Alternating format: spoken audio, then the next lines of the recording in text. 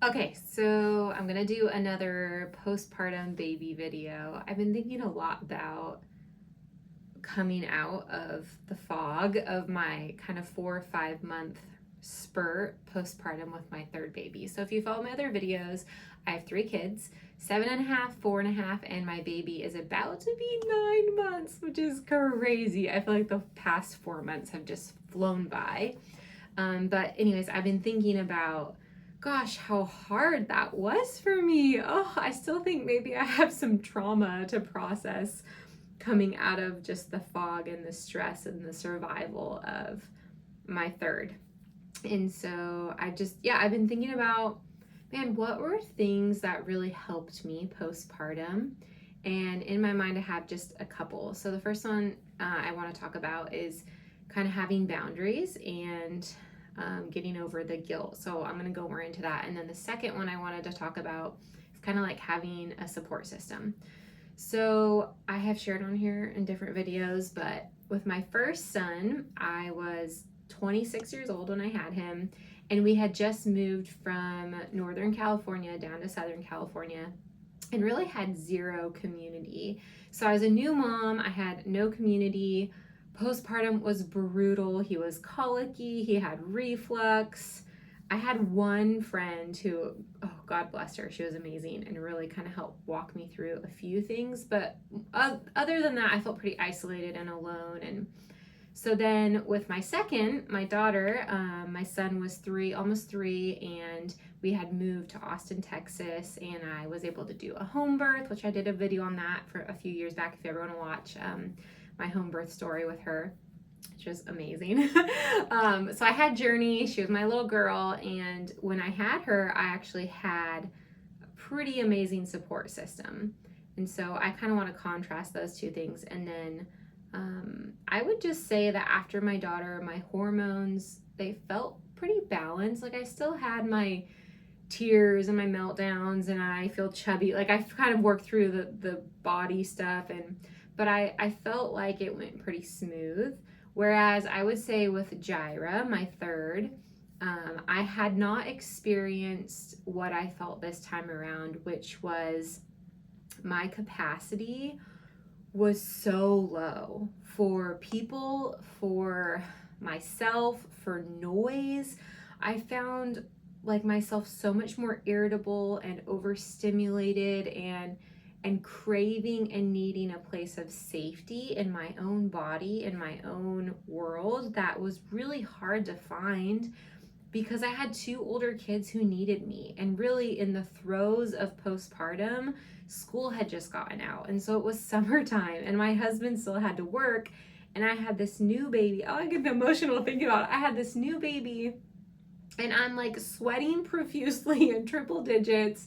And I'm trying to navigate school not being in session, my kids being home all the time, and it being hot out, and me wanting to do fun summer activities with them, like going to the water park, but having this new baby that I'm like, he doesn't really want to nurse out in public, so now I feel like trapped at home depending on when he's gonna eat. So okay, we have this like 1.5 hour window when he's gonna need to nap and nurse again, and I just felt so all over the board all summer long. And I think I felt really torn in between like my expectation and desire of being a mom and being like a good mom and wanting to create experiences and fun and get my kids out of the house. And I noticed we're all more regulated when we get out of the house, even though it's super hard for me. And so I just feel like postpartum, I just felt so much of this mom guilt and this shame around, I just don't, like, I feel emotional thinking about it. I'm like, I just don't have capacity like I had with my last 2 babies. And I heard people say like, it gets easier the more you have. And I'm like, this is worse. This is harder the more that I have. This is not easier. Like, what is happening? And I know it's different for every person, but for my body and my story and my hormones and my experience, oh man, was it like, it was a struggle. And so I think things I want to like find the beauty in that season, and what did I learn and how did I grow and what can I share, like what strength do I have to give to you listener, to you mama. Maybe it's your first, maybe it's your third, who knows. but you're watching this video for a reason, and I think it's because there are things that I got in the midst of the survival, in the midst of the pain and the chaos and the like, I don't have capacity. And I think one of the number one things for me was learning that, like, on another level, learning boundaries and learning that I had to figure out how to take care of myself. I had to figure out, okay, what creates safety for Kaylee? If that is no battery operated toys in my living room, because that raises my anxiety, and then I all of a sudden just want to like snap or run away and hide for the rest of the day because it's just too much. I had to like sit with myself and ask these questions and kind of like think through, and it kept changing. So on one day I'd be like, okay, Kaylee, I think what I want is to hang out with a friend, but do I have the capacity to sit with a friend and hear about their life for maybe 30 or 40 minutes and also fit in the time that I'm going to feed myself and get my daughter settled and nurse the baby and get them down for a nap? And a lot of days I felt like I can't actually fit all those things in before my capacity's gone. I think today I only have capacity to shower and like get food to myself before more is required of me. And oh yeah, I need to change the poopy diaper thing out. I need to switch, like I have to do laundry. Or another day it would be like, okay, my house is not clean and I'm gonna do air fryer food because I know that I emotionally need heart connection. And I could be showered and I could be fed, but if I don't actually spend time with another woman and hear how she's doing and connect with a friend, I'm emotionally gonna tank, and that's not gonna be good for anyone either. And so I remember my sister saying to me during these like 3-4 months postpartum, she said, your day doesn't have to look like anybody else's. And gosh, I still am blown away by how much judgment and expectation and pressure I can put on myself to look a certain way postpartum, to look a certain way in motherhood. Sorry, I'm sniffly. It's for my body to look a certain way. I know even when I restarted my YouTube channel, I think I was like 2 months postpartum and I just wanted to start doing videos again. And I felt so disqualified because I'm 30 pounds bigger than the last time I was on here. And it's frustrating, and it brings up the insecurity, right? It brings up the pain. Okay, so back to what I was saying. You're not disqualified if you're overweight. If you don't have the body that you want to have postpartum, I can tell you are still worthy of love, and you still are beautiful, and you're still called, and you still have a purpose. Okay, so setting boundaries. So I think especially if you're a new mom, this one can be really hard to navigate. And every day I feel like it's different. Every moment it can be different, but it's like, how do you not lose yourself in motherhood, but also how do you not lose your children in like taking care of yourself? And it is like, I'm not saying like don't take care of your baby and don't meet your kids' needs, but what I am saying is don't not take care of yourself and take care of everybody else. And that is going to be different for each of you. So I'm trying to think of some more practical examples that really helped me. I shared on here before, but sleep training was huge for me. I did not sleep train my other two, but this time around I realized that not sleeping and not getting the right amount of sleep was causing my body to break down. And then I literally, like, my mind wasn't working. I was forgetting things. I was blanking out. I said like my head would just feel fuzzy. Another thing that was happening for me was I wasn't getting enough calories in, which has always kind of been hard for me when I'm nursing. I get like so hungry, and the baby needs things. So it's like, how do I get not only calories, but like sustainable calories in, where I just eat a bowl of oatmeal, and then maybe that's fine for me when I'm not pregnant or postpartum, or nursing. But when I'm nursing, I'm hungry an hour later, and I don't have enough time to like eat a bowl of oatmeal and then do all the things the baby needs, take care of everybody. And then it's been a few hours and I'm like, my energy's crashing again, or I'm feeling angry because I haven't had enough food. So one thing that really helped me was just having a protein shake every morning, which is funny because my whole life I've kind of hated protein shakes, but I found one that worked for me. So I would say, like, I would wake up and the first thing I would do was go in the kitchen and make myself food. And I would even say to my kids, like, I'm not getting you anything. Like, everyone has to wait until mommy eats. And that is something, like I said, I just had to overcome the mom guilt and be like, okay, taking care of me is actually taking care of my family.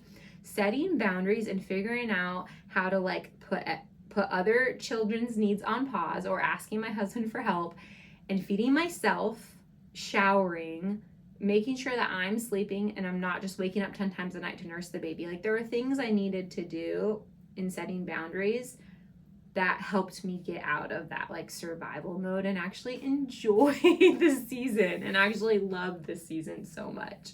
Going to the gym was something where it was like, okay, my other two babies, I did not get up at 4:30 in the morning and nurse them and then go to the gym. But for some reason, this time around, that's what's working for me. I wake up, I nurse my son, and I head out of the house about 5:10 every morning to go do a workout at the YMCA.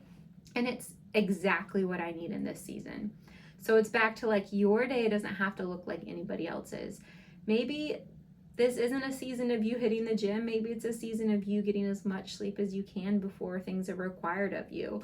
Or maybe you have 30 minutes where you can wake up before the rest of your house and it's worth the trade-off. Maybe 30 minutes less sleep is worth the trade-off of getting that connection time with your own heart and clearing your mind before you're meeting everybody's needs. For me, that's probably always been worth it, to trade a little less sleep to have my own, even like coffee or tea with Jesus for 15 minutes. I would say that has always been a pivotal thing for me to get me back on my feet and help me feel more like myself. Okay, so whatever, I ranted about that. Okay, number 2 would be the support system. So when I first had my firstborn son, Legend, I know what it was like to be a new mom and be isolated. And oof, if you are feeling isolated as a new mom, I just want to tell you that I love you and I am so sorry that you feel so alone in this season. And I'm sorry that you have to navigate this without help and without friendship. I think one of the most bonding and beautiful things about having a new baby is getting to share that experience with other women, whether it's sisters or friends or cousins or people from church or relatives. Like, having the support of people come in when you're at your weakest and most vulnerable place, where you're questioning yourself and your decisions and your body and your normals. Like, becoming a mom, every time I have had a baby, but especially with my first, it's such a metamorphosis of who we are, but it's beautiful. It is like a breaking down of what we used to know, and there's some grief to that. I remember a friend saying to me, like, just because you're sad that your life is different doesn't mean you don't love and appreciate the baby right in front of you. It just means that you're grieving what your life will never look like again. And once you have a baby, it's different. You have a higher level of responsibility and demand on you, especially your body, especially if you're nursing. So having a support system, and whether you don't have one and you're trying to build one from scratch after watching this video, or whether you already have one and you're like wanting to pull on that more, or celebrate that you have it, or realize what a blessing it is. Having my daughter, while I was pregnant, I went through this like natural birth course online with a handful of friends, and we get together with all our pregnant bellies and like have some snacks and watch these videos on a friend's laptop together. And it was so bonding to be pregnant with the same woman who then we all had our babies within a few weeks of each other. And we didn't hang out, don't get me wrong, like I didn't even see these girls like maybe once a month or once every month and a half to 2 months. But every time I saw them, it was like, oh, this camaraderie, and we got to talk about baby stuff, and they made things feel more normal. And I remember one of them we had a group text going, and she's like, does anyone else have to use a mirror to do the swab up their vagina that the midwife's having them do? You know, everyone's talking about the weird things like mucus plugs and things like you're not going to want to talk to other people about, but feels so normal to talk about with other pregnant women, other women postpartum. So I'm even thinking, like, as I'm doing more of these videos, I'm like, I think I'd like to create some sort of community where women can come and like find support in postpartum or in pregnancy, because gosh, I know what it was like to feel so isolated. I literally look back and I'm like, man, if somebody would have just told me that my milk was coming out too fast and it was probably making my baby gassy, and maybe he didn't even have all these food aversions and like reflux issues, maybe I just needed to let some milk out with a pump before I nursed him because I had so much, that would have been really helpful. So anyways, I'm thinking about, okay, go back to what I was saying, support. These are my two kind of pointers. If you're pregnant, about to have a baby, if you're a new mom, or if you're in a postpartum season, figure out what your no needs to be. Kind of going back to that first one, figure out what your no needs to be. Your day doesn't have to look like anybody else's, and it can be different every day what your capacity is, and it's okay if it's different than what it used to be, because it changes all through your life. Your capacity is going to change from one season to the next. And I think just letting go of the shame of that, and being really kind to our hearts, like, okay, this is okay. It's okay that you can't be the friend that you want to be in this season in the way that you're used to.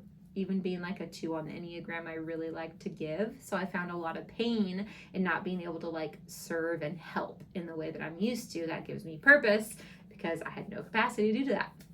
Okay, and then number 2 is building a support system. And even just and being that to other friends, right? It's like we're in this together, and it doesn't have to be like, oh, I need to find all these people who are going to bring me meals postpartum all the time. It's like maybe just a friend who you can text and say like, hey, I'm feeling really low, and maybe they don't have any babies. Maybe they're a single friend, but they're a friend who can pray for you or encourage you or just make space for you in their hearts, and so you don't feel alone. That you can say like, hey, I'm questioning my decisions today. I'm questioning myself, or I can't remember where I put my car keys, like whatever it is.